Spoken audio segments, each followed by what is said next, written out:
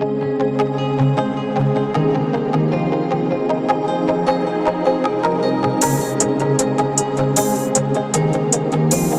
inyo mga ka-diary, kagising ko lang. Time check, it's, ano ba tayo naman kumana nito? 6:26 na mga ka-diary. So, ayun, kagising na ako. Maglilinis muna ako ng arenola. Then, kora tayo sa labas. Actually, ako. Pupunta ako ngayon sa palengke. Sama ko kayo. Pero yan, maglilinis ako na CR. Ay, ng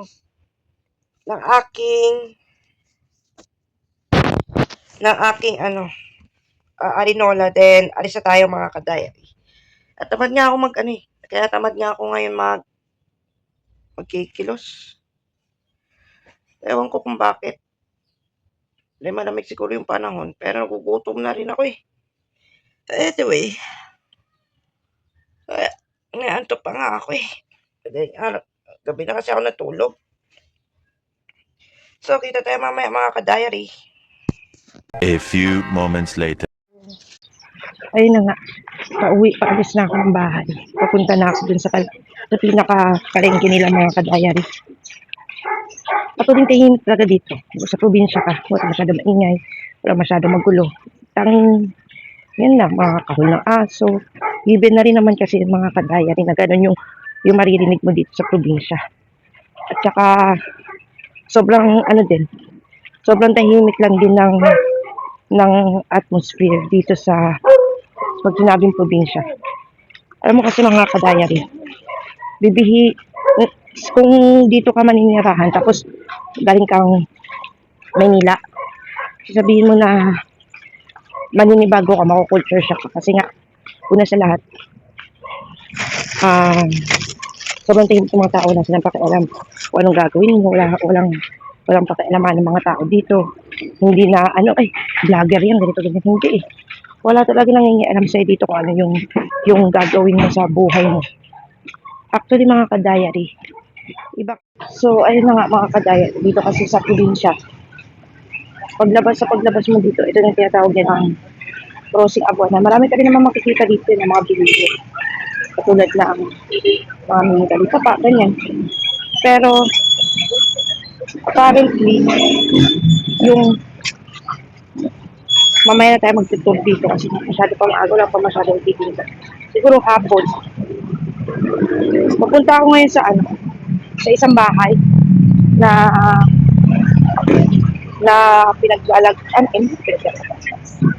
isang bahay na kung saan doon ko muna iiwan yung gamit ko, tapos siguro lang tatambay muna ako doon may sandaling panahon pa, papalit akong damit. Actually pag sinabi probinsya, sa Maynila kasi traffic dito, kasi ang traffic nila more on bus kasi modernization na dito mga ka-diary. Meron na mga modern bus ngayon na bumabiyahe dito sa probinsya to. Hindi naman modern bus yung makikita mo dito eh, kundi pati na rin yung mga retro na kakain na muna ako. Siguro magtitimpla na muna ako ng gatas. Kasi binigyan niya ako ni Myra, di ba? Hindi ko pa naiinom. Kami sa nga sa atin, Myra. So, ayun, malapit na ako sa bahay. Hindi ko rin alam kung paano. Pero malapit na ako dun sa kubo. Yung kubo namin. May kubo kasi yung nag-ampusahan dito eh. So, ayun, kita na tayo mamaya. Kadayat. 3 hours later. So, ayun nga, mga ka-diary, pasensya na kayo kung masyado malapit. Gaya nga lang sabi ko kanina, mga ka-diary, yung mga tao sa lugar namin, pag hindi mo kasi sila, lahat kasi ng mga tao dito mga kadayat ah nang pinabati mabati sila sa mga tao kasi hindi mo sila babatiin, akala nila suplada ka or hindi ka kumikibo kahit kasi hindi, I mean hindi hindi kakilala, babatiin ka talaga nila. So papunta ako ngayon sa DIY, titignan ko kung ano yung mabibili ko sa natural store na to kasi mga ka-diary, dito ko sa bago kong tinitirhan, dito ko i-apply yung yung yung yung yung mismong ko, yung mismong studio na pinaplano ko. So bibili nang magkakanvas lang tayo dito mga ka-diary kung ano yung nabibili ko dito para sa aking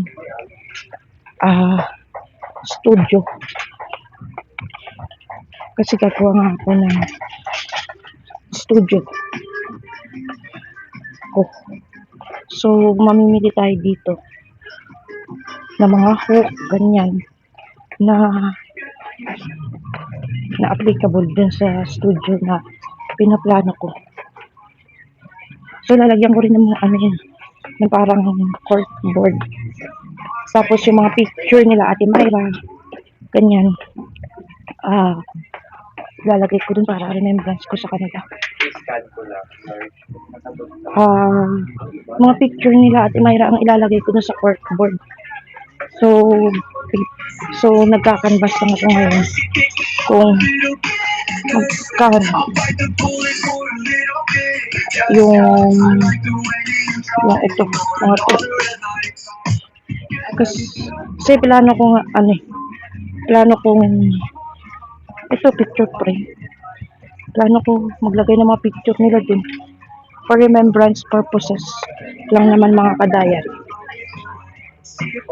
Kasi mas gusto mamimili din ako ng wallpaper. Kasi dun ko ikakabit. Siguro 55 lang. So kahanap ako na mabibili dito. Tingnan niyo ito mga ka-diary. Meanwhile, Sila mga choices dito para puros ito sunflower. Ayun kaganda ng mga design. Arts and crafts, sunflower. Nalala ko tuloy sa sek. May dito sa mga sunflower Yan.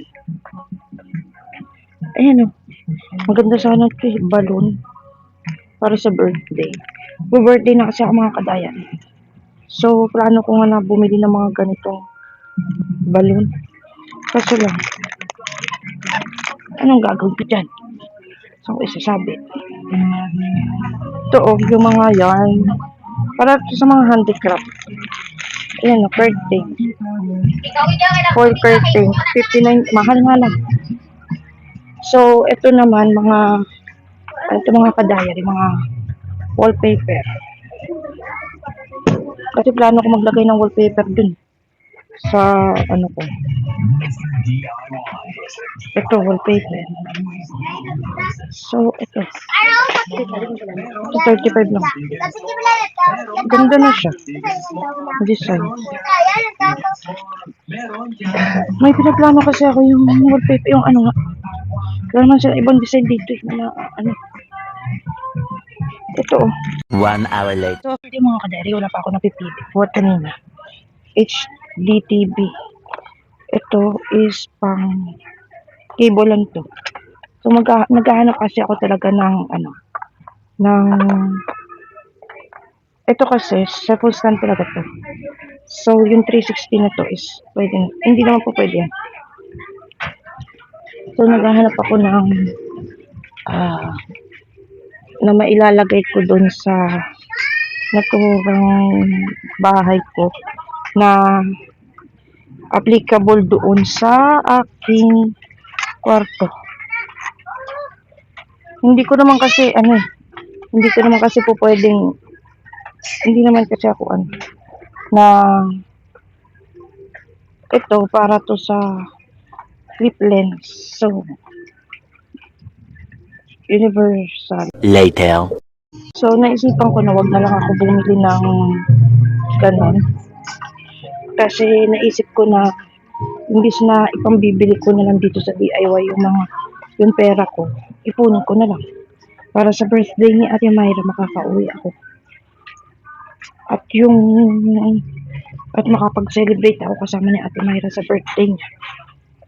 Kahit 3 days lang. Kasi alam ko naman na kahit tumuloy ako doon, wala nila ako din papabayaan doon. So, wala naman din akong bahay.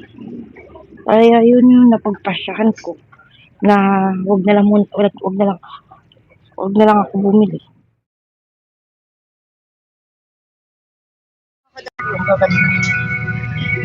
Ng mga chinelas dito. Kaso lang wala naman tayo pambili dito. Window shopping lang. Ayun, nila bobo. Lahat yan dito, ito yung pinaka one-stop shop dito sa probinsya na to. Kung naghahanap ka ng murang mga hagdan, dito nga. Parang one-stop shop nila dito sa kakabili ka ng mga iba't ibang klase ng kagamitan dito. May brief pa nga naman pang bata. So anyway, ito ko, like, mga dami na dito, mga chinela. Ito ko. Eventually. So, magandang araw sa inyo mga kadayari. Kakauwi ko lang ng update, kakauwi ko lang ng bahay. So, naisipan ko na wag na lang ako maglagay na kung ano-ano dito sa bahay. Kasi nga, tama nga si Myra, dapat ako mag-ipon. Ewan ko kung ano nangyayari dito sa bakit nagpa-fog. Hindi ko rin alam kasi pagka nasa labas din naman ako mga kadayari, wala namang problema yung yung camera ko. So bukas, birthday celebration ko na dito sa bagong ko. Nakakalungkot din kasi hindi ako magbo-birthday na kasama ko sila Ate Myra, sila Ate Joy, sila Sek, sila Pero for my part kasi mga kadayari, hindi ko rin maiwasan na malungkot kasi sila nagmulat sa akin na kung gaano ka-importante ang birthday ng isang tao. So ayun, magmula ngayong buwan ng September na to hanggang sa May, plano ko sana na mag-iipon para makauwi ako ng maayos doon sa Maynila. Kaso lang problema, saan naman ako titira doon? Kung 3 days lang naman ako doon, hanggang sa birthday ni Myra,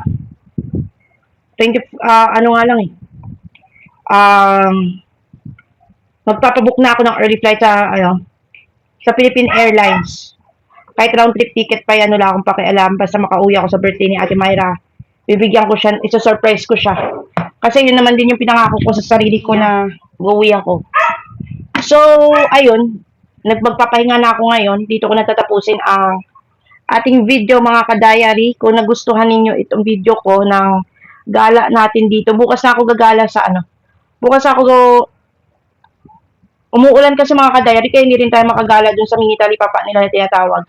Dito kasi ng mini talipapa kasi mga kadayari, ang closing abuan na yung tawag nila. So, ayun, naging maayos naman yung buong araw ko dito sa probinsya. Sa probinsya. So, bukas, siguro bibili ako ng pang lighting effect sa aking channel mga kadayari. So, kung nagustuhan niyo to aking video na ito, please don't forget to like, share, and subscribe. Maraming salamat mga kadayari.